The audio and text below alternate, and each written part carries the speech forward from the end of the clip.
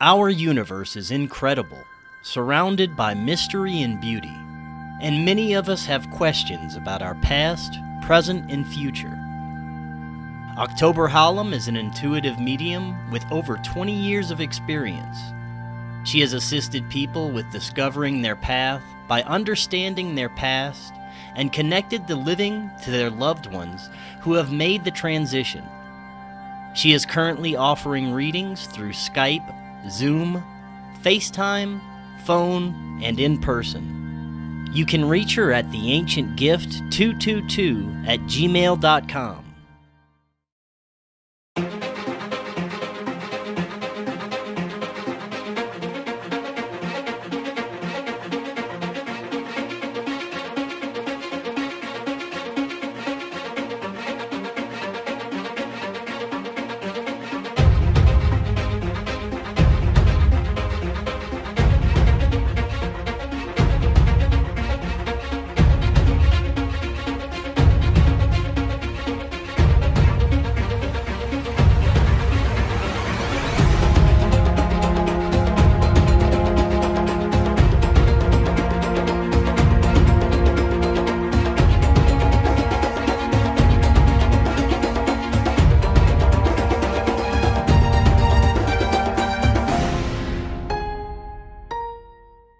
Welcome back to Forbidden Knowledge News. I'm your host, Chris Matthew.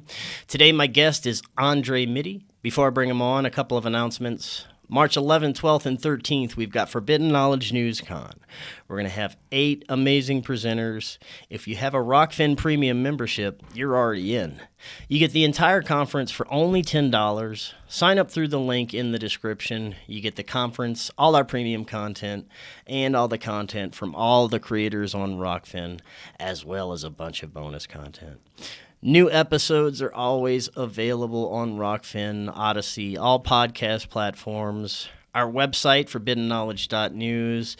It's the home of the Forbidden Knowledge Network. We feature other podcasts from our wonderful community. Also, be sure to follow us on Facebook, Instagram, and Twitter. Today, I want to welcome Mytty. He is the host of the Ascension of the Chessman podcast, which seeks to rise with love above our differences to our true potential, seeing each other as divine reflections of ourselves.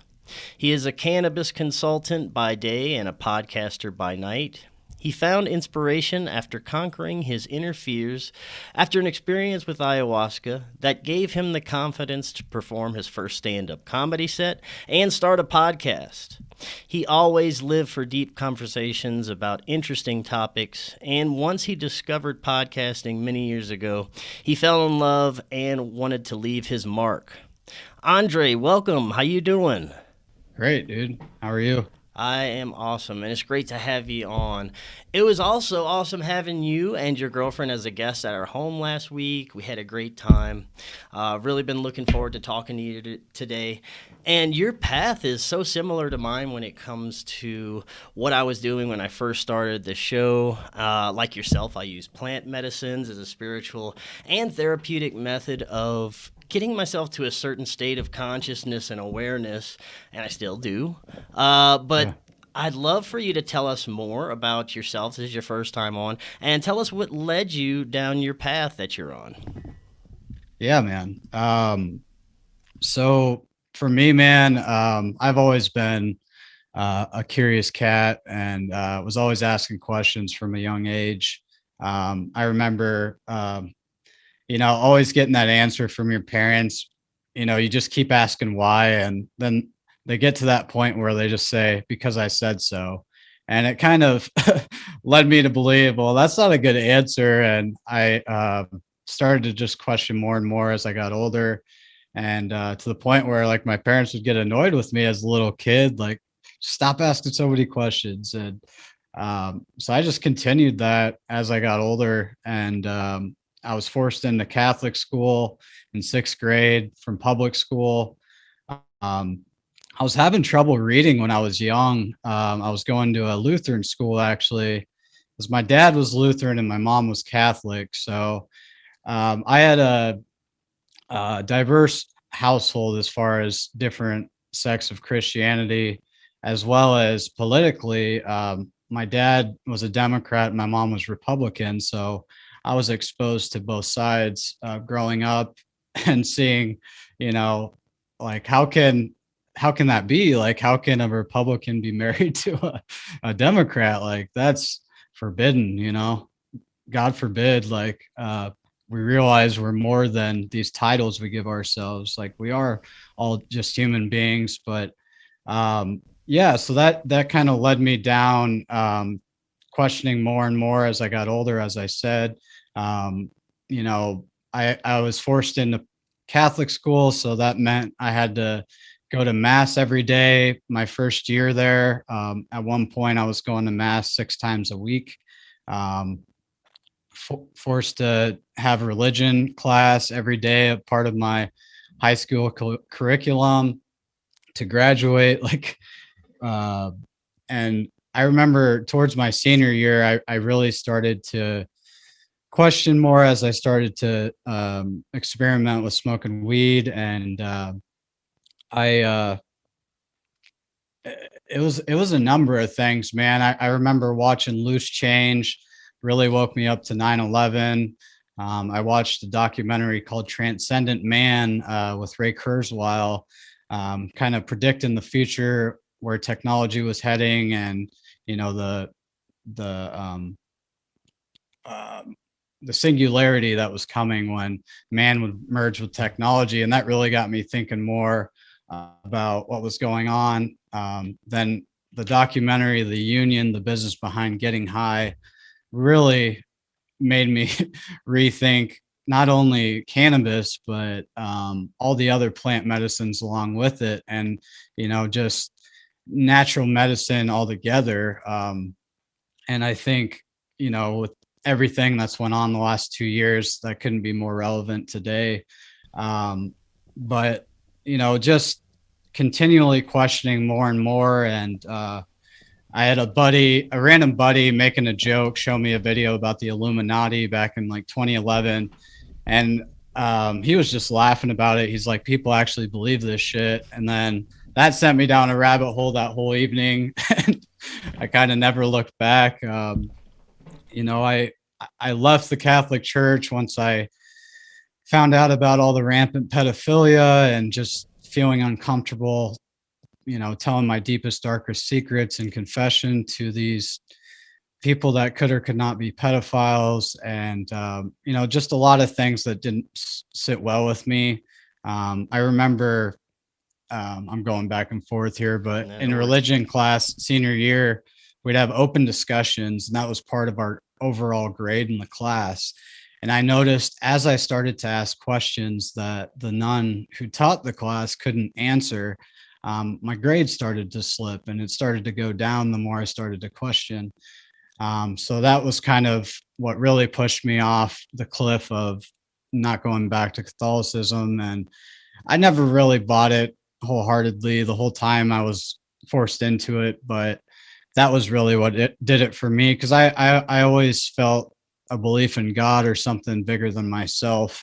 And the way I was fed it was always through a Christian lens. So that's just how I was brought up. But so as I left Catholic school, I started to question more, and I kind of sought my own spiritual path after that.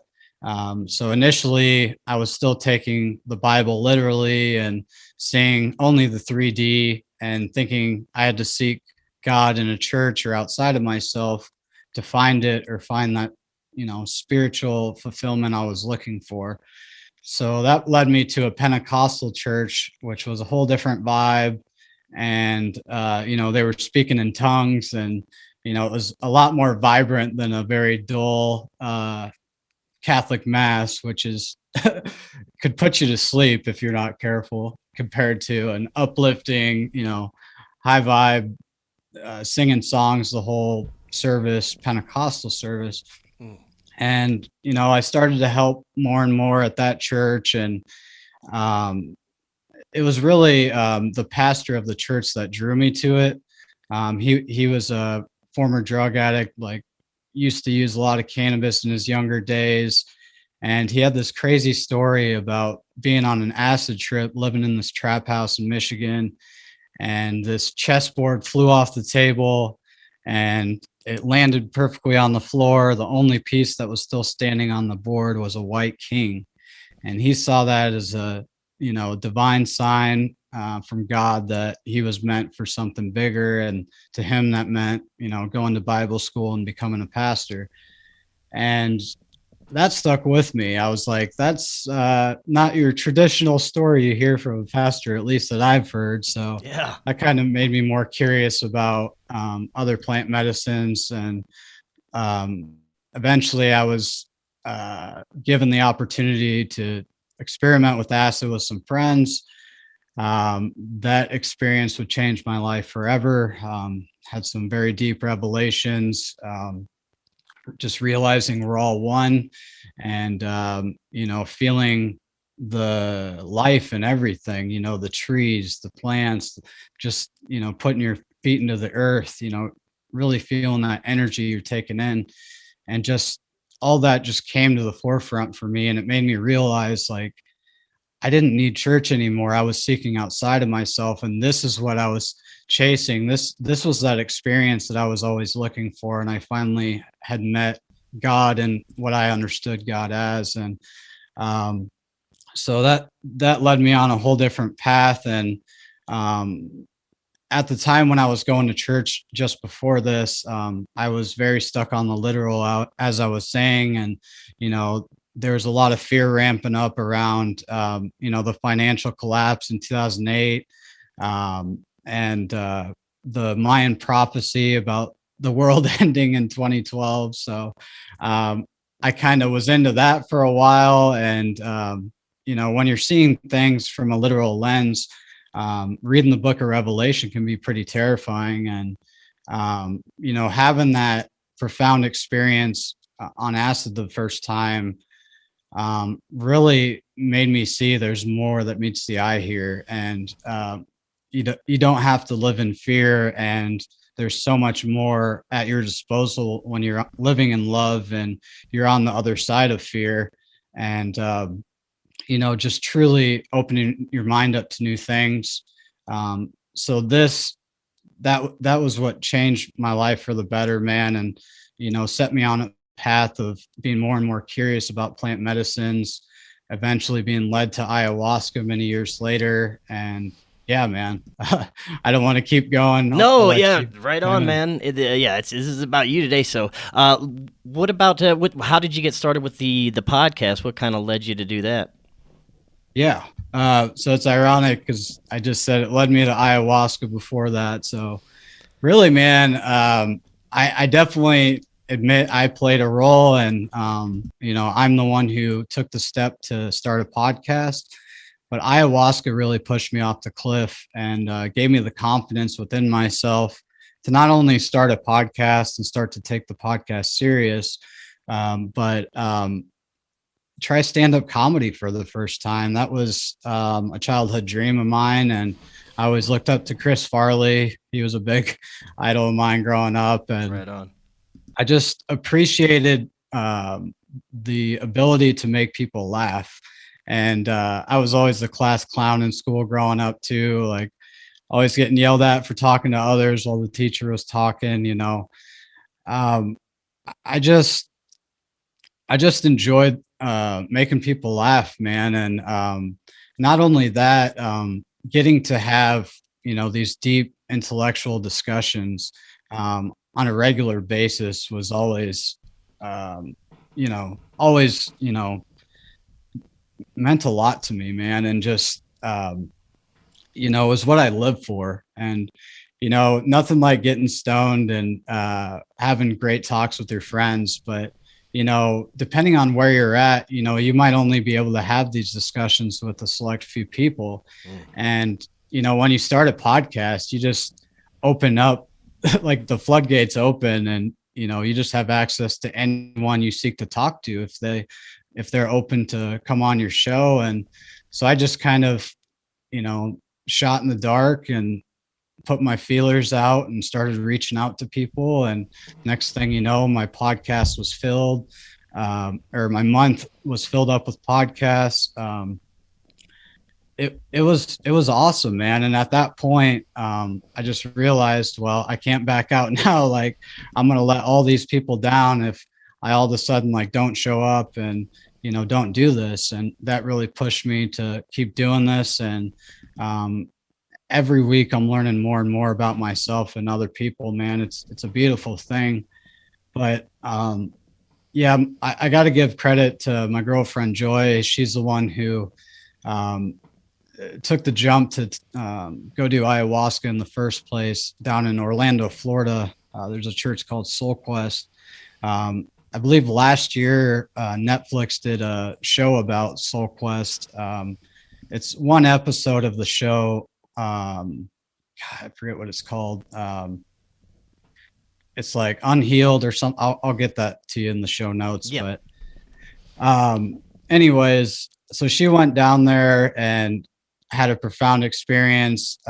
When she originally told me, like, I didn't believe her. I thought you had to go down to the Amazon to do ayahuasca. I was like, Yeah.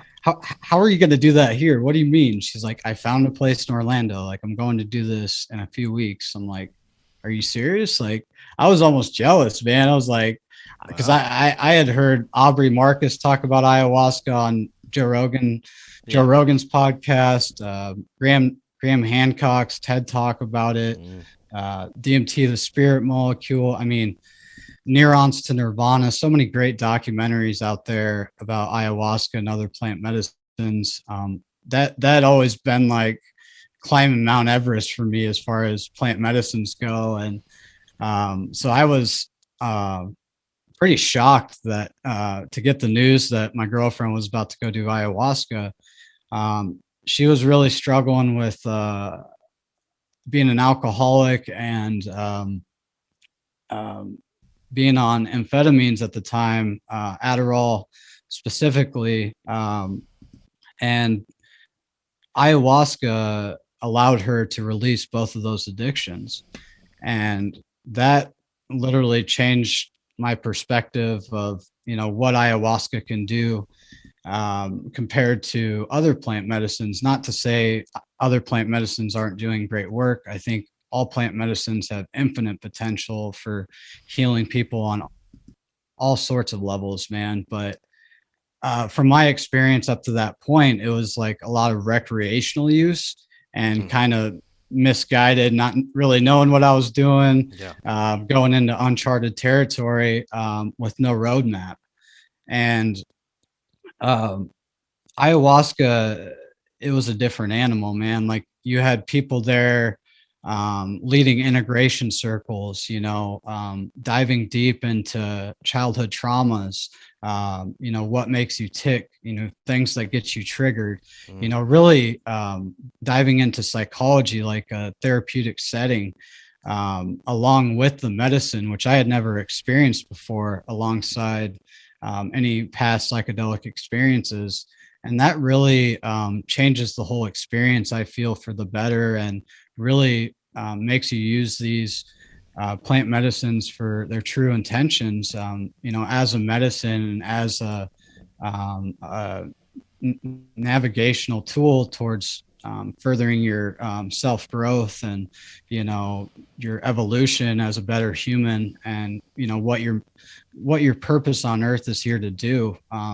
It kind of gives you access to the Akashic record, if you will, or, just ancestral knowledge that you might not have otherwise been exposed to. And not to say you can't get there through meditation or yoga or breath work, all these other modalities. I think there's other ways to get there. But for me, that's what really broke me open. Oh, yeah, for sure. I can relate to a lot of that. First off, you said Graham Hancock's presentation. I saw him in Boulder. It was a couple of months ago. A bunch of us went out to see his. It was a 3-day presentation, and one of the topics was psychedelic experiences and entities contacted during. And it was I have to say it was the best presentation that I think I've ever seen. It blew Yeah. me away. It was amazing. It got me thinking for days. And you're right. You're spot on about these psychedelic experiences. I really wish I had a guide for myself Mm. earlier on. I did Right. the same Same. thing throughout my teenage years. I experimented. It was I had no idea it was for a spiritual tool, and I had good times. And I just in my 20s stopped using them. All through 20s and 30s, just didn't really have anything. I thought I was done partying with them. I thought that was it. I thought it was a party tool, but I had no spiritual seeking at that time. It wasn't until I had my first experience with contacting entities and a real spiritual experience was through meditation. But through Yeah. that experience, I was told, if you want to try psychedelics the right way, this can be achieved quicker and very efficiently. Mm. And it was a great experience. After I've had those contact experiences within the past couple of years is actually when I started my mushroom psilocybin journey, and I owe everything to it. It really put me on the right path, got me to where I am now, got me to take care of all the baggage and shit I was hanging on to, and it's a profound plant medicine. I mean, it's like I tell everybody, it's like having a little therapist in your head, and it's like years of Yeah. therapy go through in one session. Yeah. So let's talk about what some of the most profound psychedelic experiences. Now, first off, before we get to that, when it comes to things like entity contact and these amazing, beautiful spiritual experiences that people have, there's been an argument in the past that's kind of dwindling now. People are kind of realizing that there's something really to this, but there's been an argument that it's just your brain creating hallucinations, and it's just your subconscious. It's not really something outside of yourself that you're connecting to. But I don't believe that at all. According to all the experts I've had on my show, like Dennis McKenna. I'm hopefully going to have Graham Hancock on in a couple of months. These individuals have, had many, many experiences and studies with psychedelic encounters, and I think they would have a better idea than a lot of people, and they agree that a lot of this stuff is probably something connecting to something outside of yourself, which is very profound. I'd like to hear about your experiences, maybe some of the most profound you've had with these substances. Yes, brother. I love getting into this. It was ironic, man. For the longest time, I had always done psychedelics in groups with friends, and definitely you have to do it with people you're comfortable with. That's a lesson you got to learn first off. But once you get that set straight, then you start to really use these for a better use. And so for me, the game changer was going down and drinking ayahuasca down in Orlando. The first time was really a struggle, man. It's really coming full circle for me at this moment because I just had a tooth extracted last week and I'm really struggling still. Um, but ironically, my first ayahuasca ceremony, I had a tooth removed the week before that. And I was hesitant as hell because I was in a lot of pain, and I was like, should I wait to do this? Like, the last thing I want to do is like, be thinking about tooth pain during a peak experience on ayahuasca. Like, that's really going to deter me from having a good experience. Yeah. But I I saw that as resistance within myself of my ego was saying, oh, you don't need to go down there, like you already got your shit together, like you don't need that healing, like we're all good, man, like no need to meet your maker. But I went ahead and won anyways. uh, Joy really gave me the confidence to go, and she said, you'll be fine, you'll be well taken care of. So I trusted her, and so we went down there, and it was a beautiful place, man. It was, I think, there was like 60 people there my first time. So it was a lot of energy. And I had done rape the first time. I was introduced to rape the night before, which is a sacred tobacco snuff commonly used in ayahuasca ceremonies to ground you when you're, stuck in a cycle where you're just repeating the same things in your head or your experience and you can't get out of it. So it kind of helps reset your frame and that mindset and ground you to get out of that and start just a new thought chain. And so the first time I did rape, this was the night before drinking the medicine the first time. It felt like a shotgun shell to the back of the brain, bro. Like it was insane. Like I felt like the top of my head just blew off. And I was like, holy cow, like this is just tobacco, like non-psychoactive, but like it definitely is a powerful medicine and a great tool for meditation as well, I might add. So that first time getting introduced to rape before ceremony really kind of set the stage for me that weekend. And you have to fast 24 hours before at minimum before you do ayahuasca. So I was extremely hungry and ready to process the medicine, very anxious going into it naturally. That's naturally going to come. You're going to be nervous going into any experience into the land of the unknown. So I remember getting my first cup.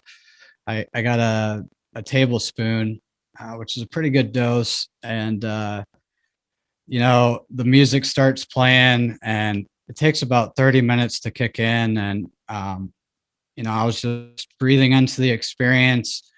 They tell you to keep a blindfold on and your earplugs in as long as possible so you can stay within yourself and not be distracted by others and not be a distraction to others. So I'm doing my best to stay with it. And then, 30, 40 minutes in, like this guy named Andre, he was from Ukraine, ironically, only other Andre there. And he was having a really tough experience out of nowhere and just start screaming at the top of his lungs in different languages. There's like 8 volunteers that are trying to calm him down. He's like kicking and screaming. And I think in my head, my experience, I'm witnessing an exorcism right now. Like, I don't know what the fuck to think. Like, where am I? Like, what am I doing right now? So I'm fucking terrified, man. And so getting through that was very rough to start. And so that made me think I was in hell. And I thought I was the devil and I was in control of everyone else's experience. And like what my experience was like had a toll on everyone else, which was a crazy thing to experience. And so throughout that whole experience, that first night on the medicine, I remember a lot of stuff coming up, like my dad. I felt what it was like to have legs that don't work.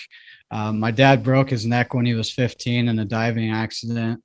And so he's been in a wheelchair all his life. And I felt what it was like to be paralyzed. And so I was in that for a while, empathizing with someone without legs, getting outside of myself from that perspective. At one point, I was buried as an Egyptian pharaoh, like mummified and reborn. So there was some Egyptian stuff going on that first experience. At one point, I thought I was at like a massive cult ceremony that like this was like an initiation process, and I was about to be like offered up to like these demonic gods, like whether it was Baal or Moloch, like all these deep, dark conspiracies I had looked into, like all this shit was coming to the surface. And so in my head, I was contemplating like, am I on the side of like God or the devil? And I'm like going back and forth. I'm like, is plant medicine demonic? Like, is this evil? And so I'm thinking I'm going against God just by being on ayahuasca at this moment. And this is like all the programming from, years of being in Christianity and Catholicism, like coming out of me. And I was like, which one do I choose? Like God or the devil? Like, obviously I want to choose God.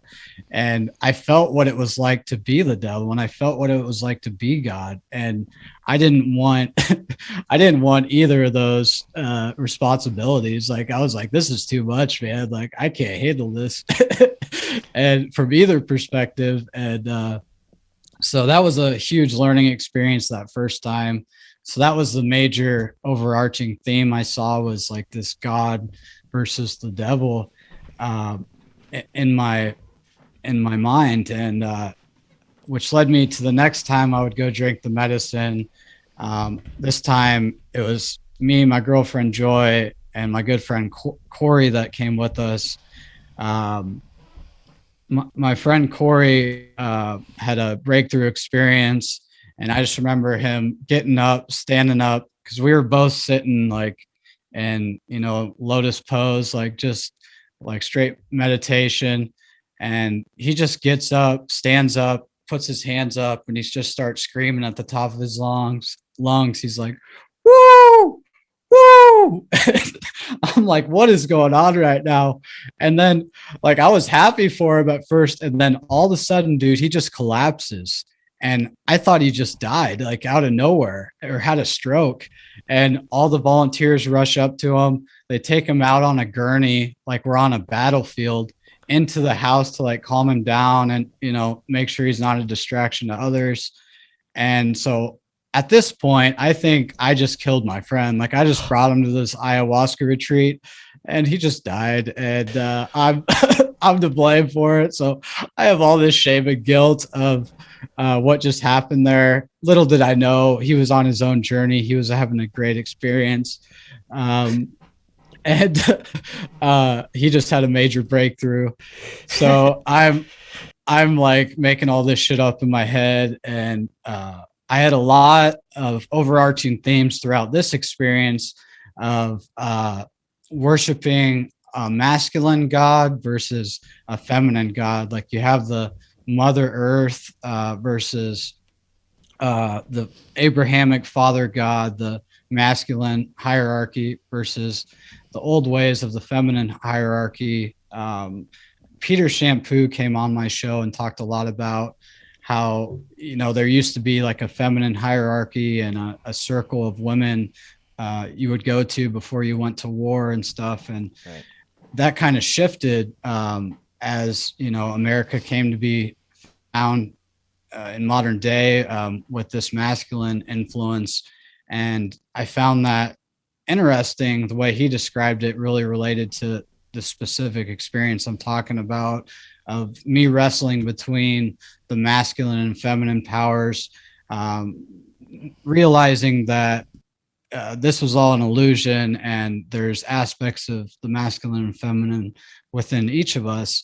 And it's about finding the balance between the two, and there's no side to pick. And I ended up, after that whole war that went on in my head of masculine versus feminine, I ended up being cradled in the womb of Mother Earth, just feeling all the everlasting love and looking up into the stars and seeing Pleiadian starships over the horizon. Just, it was amazing, man. And, all the shit you go through on ayahuasca, it always ends on with heaven on the other side. Like, I feel like ayahuasca doesn't give you what you want. It gives you exactly what you need.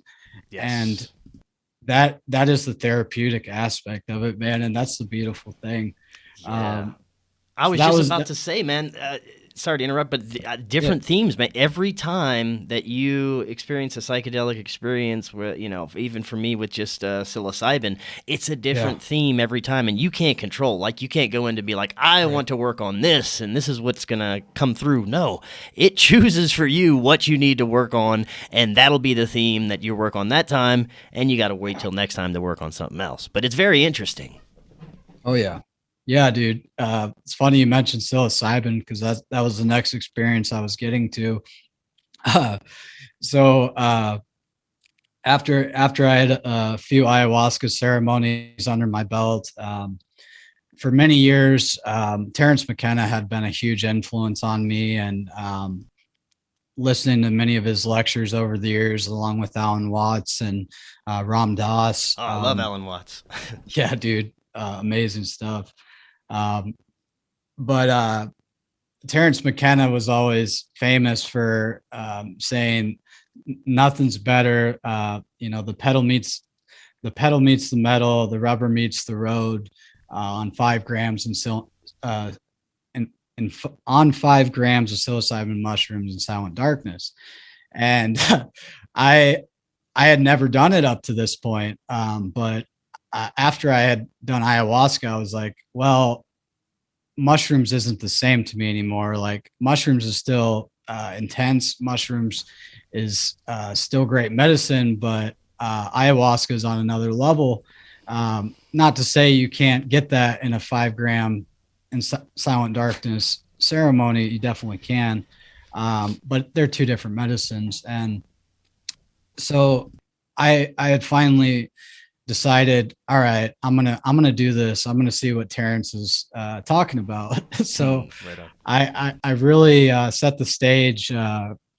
My girlfriend Joy at the time, she was going back to drink ayahuasca this weekend, and it was a all women's retreat, which was a great experience for her to really be in that divine feminine and not be distracted by us males over here, right. All that jazz. And so I decided, well, this is when I was going to embark on my 5 grams of silent darkness ceremony. So that whole week, I was really careful about what I was plugging into, what I was listening to. I tried to stay away from, dark shit going on in the world just for that week, just to, prep my mind, kind of cleanse my mind, and really get in a centered space where I could get the most out of this experience, and sage the space really well, set my intentions, said my prayers before, got my incense going, saged off. And I used this method because I had done a past life with regression with a buddy of mine I had met at Soul Quest. His name was Will. And he's the one who really pushed me off the edge to embark on this 5 gram journey in silent darkness based on his experiences doing the same. And he had told me about his, I might share a few before I get into mine. I remember him telling me he had been in an experience where he all of a sudden saw this massive angel in front of him that was sheeted in armor, and it was holding this sword. And as he got closer to the angel, this giant angel that was, literally like the giants you'd find in the Bible or that you always hear about, Anunnaki, whatever, he gets closer and closer, and he realizes it's Archangel Saint Michael. And the sword that he's holding is actually 2 swords. And he hands one to my buddy Will to use to fight in spiritual battle, which I found extremely fascinating. I'm like, I gotta experience this. And then he told me about another experience where he was on a spaceship, much like you described, stainless steel and all that, and very similar entities as well. So that's what really gave me the confidence to try it. And he also told me another problem I had with mushrooms up to this point was I always got stomach rot when I was embarking on a journey, and my stomach would always be tossing and turning. And I think since then I've learned that a lot of that's anxiety, and it's just the body's way of saying like you're super nervous about what you're about to embark on, and it just manifests in stomach pains. Well, it also depends on what strain mushroom too. I've had a few strains that are like, ooh, not too good on your stomach. On the stomach. Yeah. So I I thought I'd try a way to avoid that altogether. And my buddy Will taught me about this lemon tech method, it's called, which I believe Paul Stamets talks about as well. But you essentially let the mushrooms, you grind them up and let them sit in lemon juice for a good half hour before the experience, and then you pour hot water over it, drink it like a tea, and you won't your so essentially the lemons, they go through a chemical process and they do the digestion process so your stomach doesn't have to in the same way, so it's not as hard on your stomach. So that was a game changer for me, man. And because that was the first time I had done that. Up to that point, I'd always eat them with applesauce or on a peanut butter sandwich or just raw. And Yeah. it was just hard to digest for me. So doing that lemon tech method this time around, and all the other stuff I had mentioned before, really setting the stage right. Um, I made sure to do it not in my bedroom, in a space that was a place where I wouldn't want to go to sleep, a place I felt comfortable and I could stay alert and awake throughout the experience. And I made it as dark as possible in the room I did this in. And that's the key, like eliminate all light you possibly can, because the whole point of embarking on this journey in silent darkness um, is to eliminate all external influences over your experience. So you're eliminating anything you would hear, whether it's music or a TV plan, whatever it may be, people around you talking, having their experiences influencing yours, like I had described in my ayahuasca journeys. Um, all that plays a role. So it eliminates all that when you're in silent darkness. And the visuals as well. All this is all your imagination. It's all your subconscious mind projecting out your own individual unique experience. So as they started to kick in, I just remember I was doing breath work into the experience, and it was the most seamless transition into the experience on a psychedelic I'd ever experienced. Just breathing into it, and there was no like sudden, like your stomach drops and you're going straight down on the roller coaster. Like I was ready for it, man, and it was amazing. I remember all of a sudden I was in like the Akashic record of my subconscious mind, and I was just in this library, man. And I just remember seeing all these ladders, like these old libraries you would see, and you could just climb up the ladder and find any topic, any book you wanted to open, and just ask it the questions, and the information would appear. And I would ask it questions that might give me an answer that might take me down a dark, deep rabbit hole, and I was able to surrender to that and be like, okay, I know where that's heading. I'm okay with the answers I've been given up to this point. We'll jump on to something else.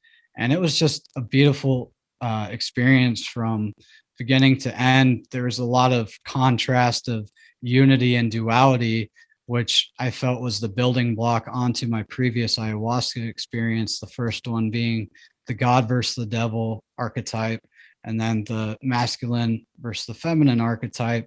And now it was unity versus duality in this experience.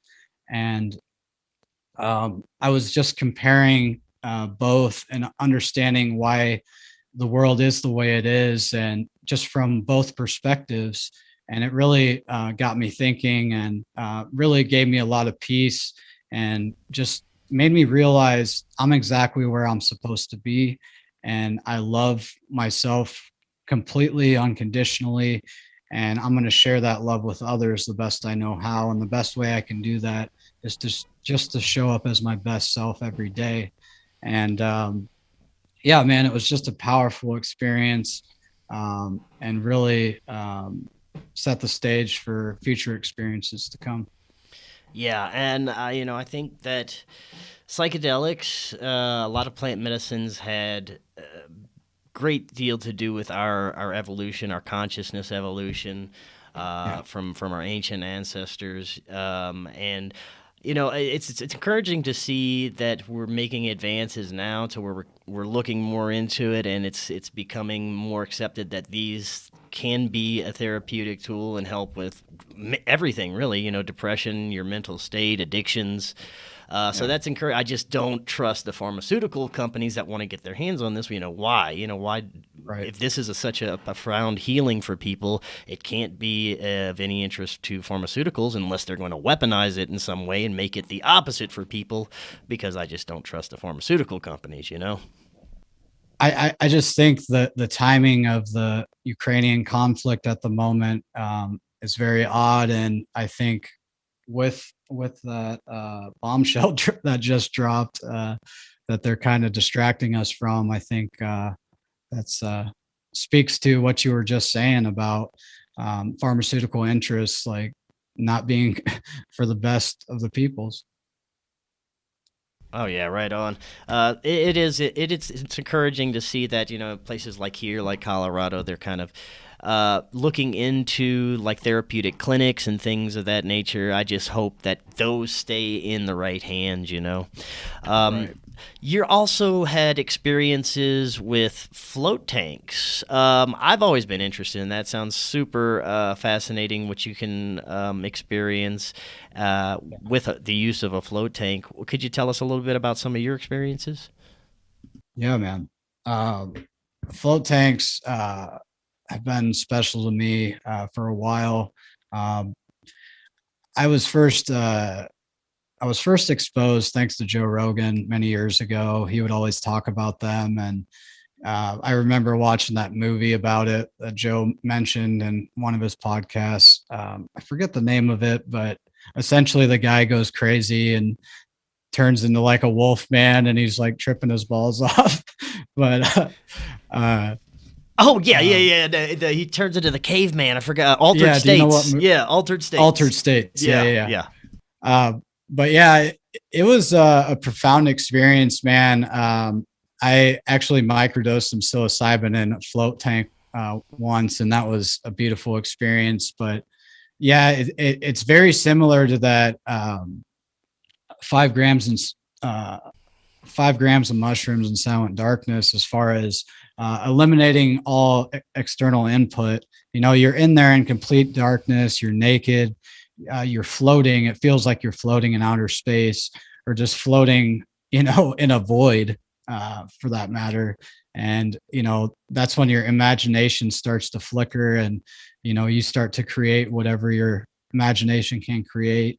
And for the longest time, it just felt like I was in suspended animation, and back in the uterus, and just an egg floating in the cosmos. Like at the beginning of Space Odyssey, I literally felt like that when I'm deep in the float tank, in that meditative state. And it was very similar to that feeling like I was back in the womb, on ayahuasca, which I found very interesting how those kind of relate to each other through my experiences. But yeah, the guys here locally where I was able to float, they were nice enough to invite me on their podcast to talk about my first ayahuasca ceremony.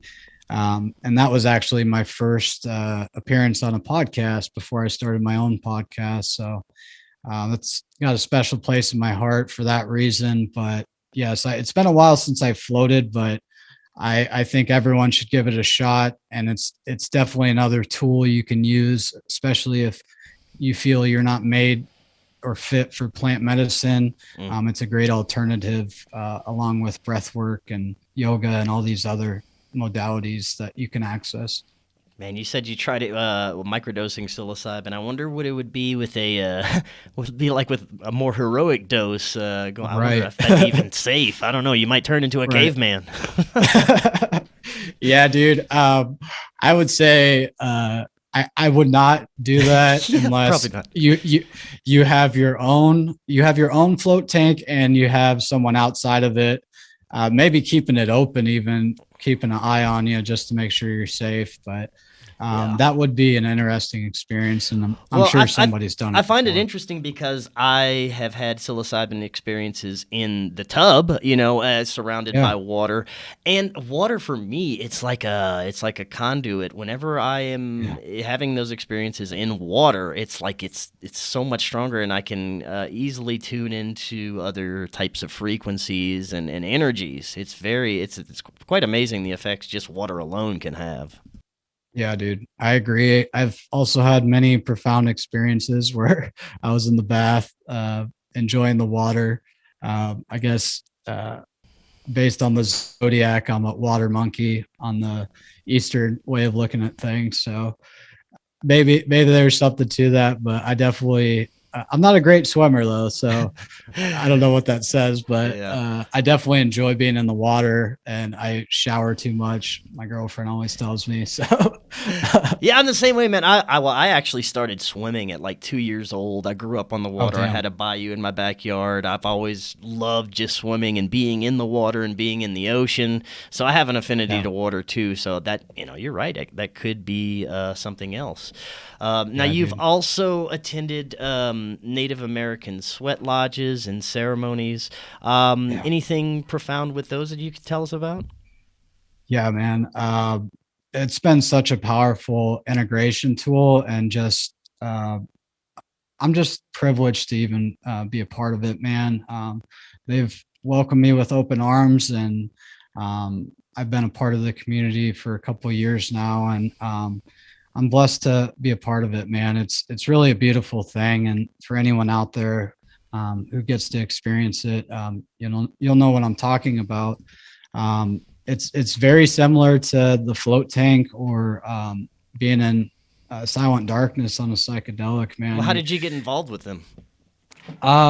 so a good buddy of mine was performing.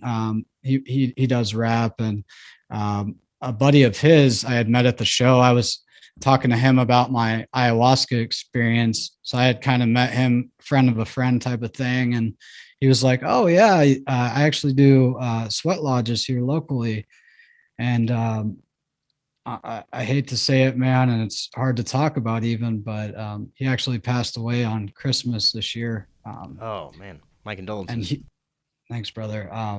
Yeah, he was the guy that introduced me to the sweat lodges originally, and it was just random synchronicity we met, man, and he was such a beautiful human being. I mean, he'd give you the biggest hugs and give you the biggest smiles every time you seen him. He just had contagious, great energy, man. And he was always just a selfless guy, man, just always helping prepare for ceremony, prepare the fire, bringing in the rocks, without even being asked, like just always being of service. And he really had a profound influence on me the more I got to know him. And so saddened by his sudden death.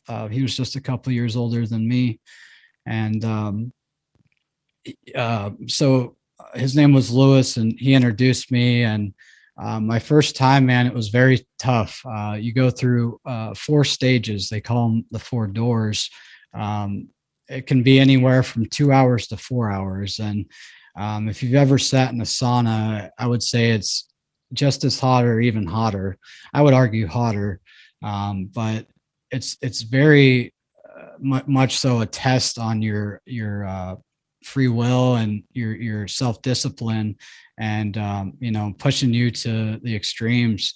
Very similar to the Wim Hof stuff of doing a cold plunge or cryotherapy, anything like that, just pushing your body to its limits. But it's very symbolic. You go through 4 different stages, which are symbolic of the 4 directions and the 4 elements of nature.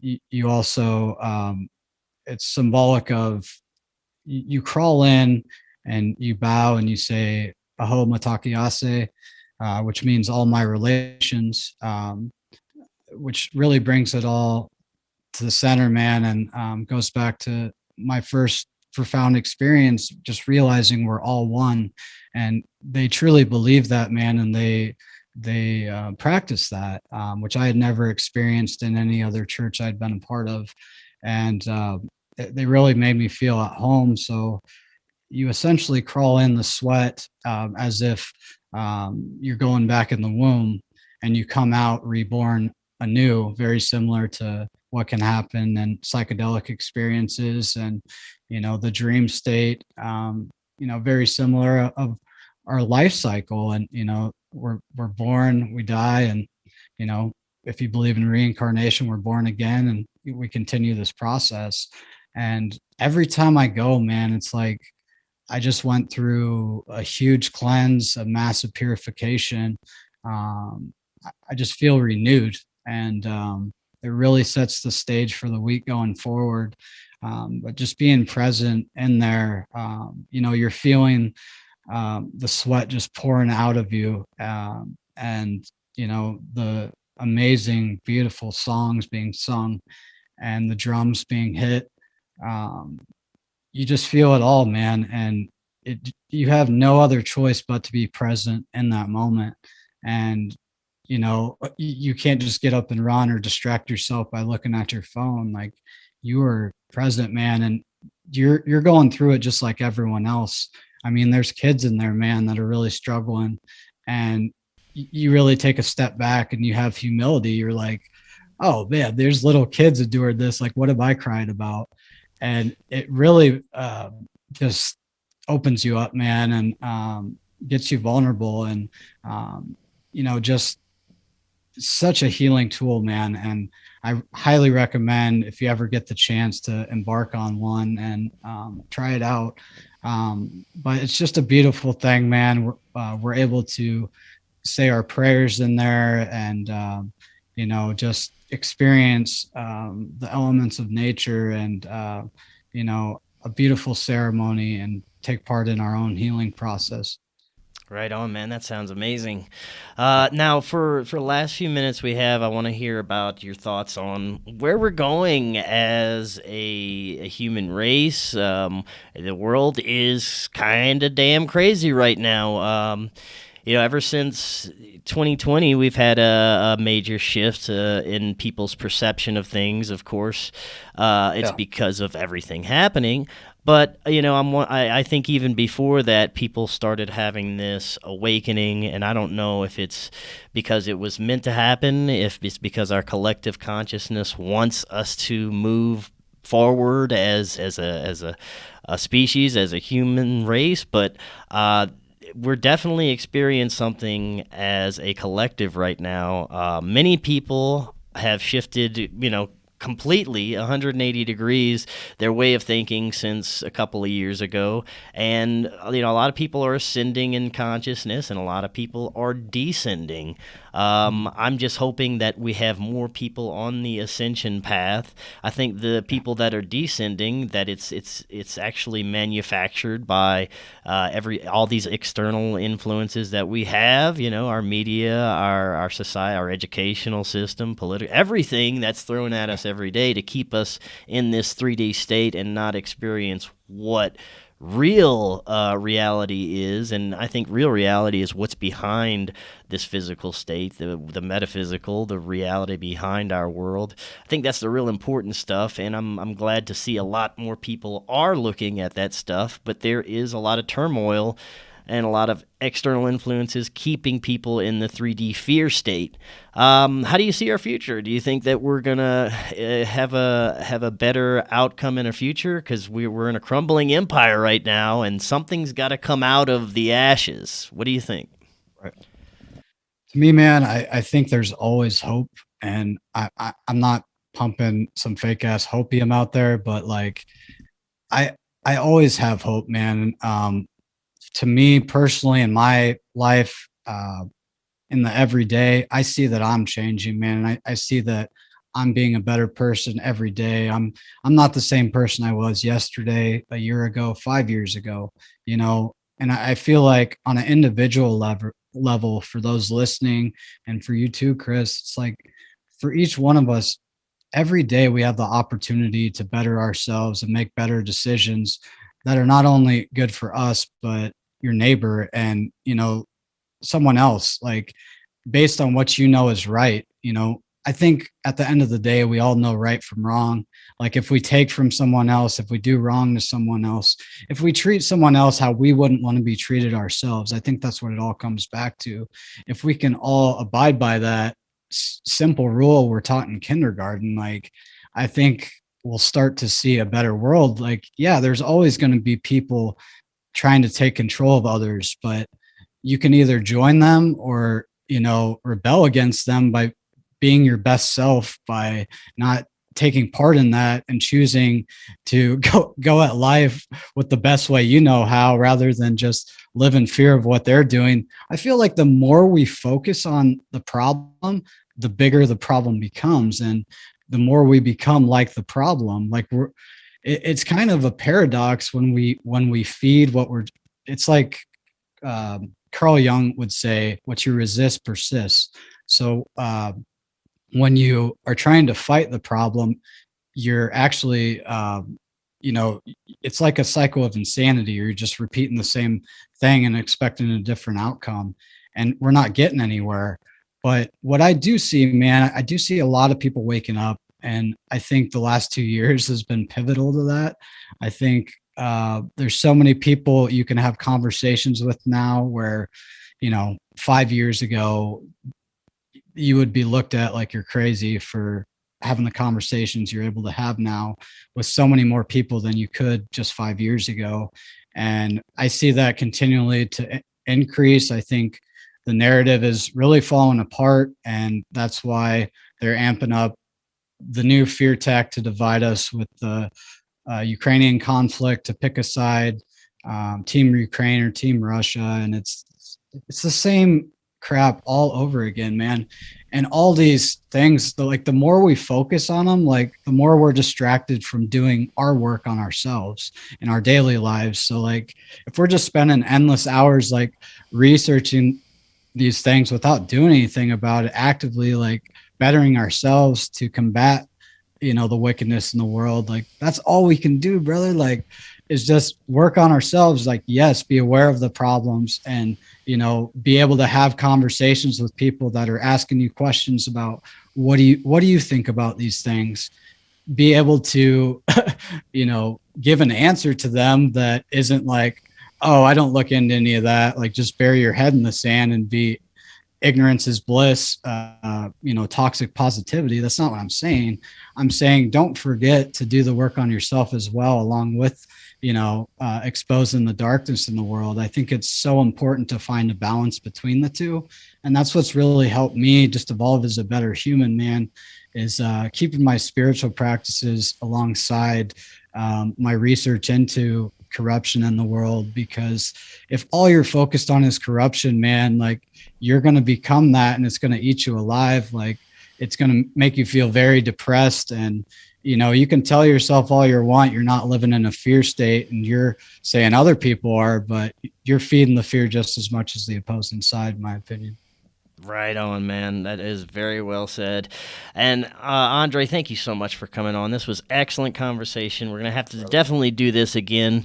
Let the audience know where they can find your podcast, what your podcast is about, any social media, all that good stuff. Yes, brother. Thank you so much for having me on. And thank you so much for making us feel at home in Colorado. It was awesome to meet you. Oh, yeah, man. Anytime. Definitely excited for the event in May coming up. For the listeners listening, you can find me at Ascension of the Chessman on all podcast platforms. I'm not on YouTube yet, but I will be hopefully very soon.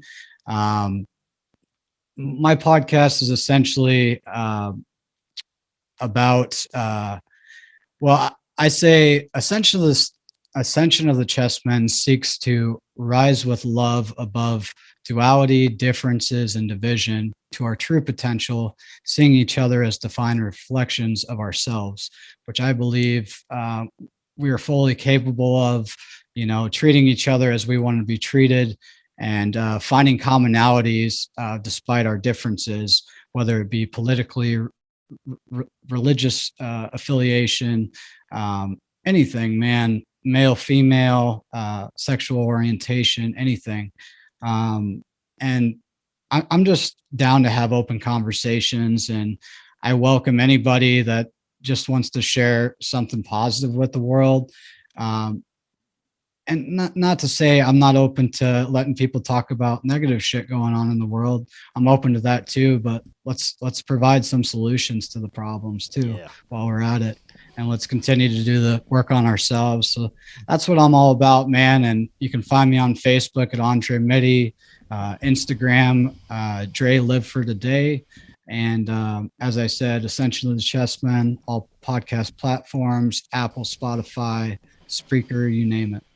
Awesome. Good stuff, brother. Thank you for coming on today. Like I said, we'll have to definitely talk again in the future, man. That's definitely, brother. Awesome. Until next time, everyone, have an excellent evening, and we'll talk again tomorrow.